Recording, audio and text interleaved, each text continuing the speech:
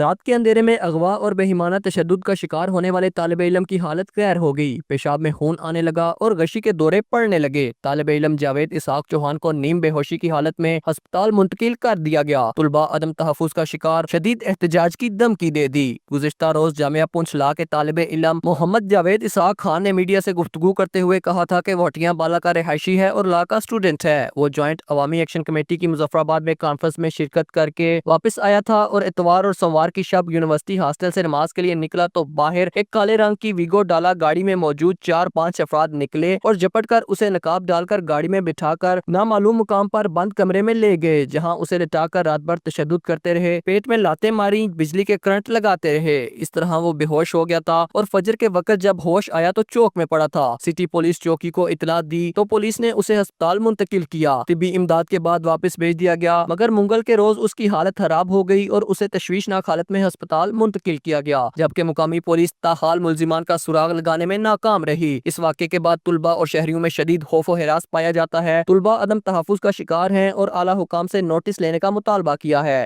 JKSLF کے chief organiser Abdul Quddus Altaf نے کہا ہے کہ اگر اصلاح احوال نہ ہوا تو طلباء تنظیموں کو ساتھ لے کر شدید احتجاج کیا جائے گا۔ Mohammad Khurshid Baig, JK news, Rawalakot.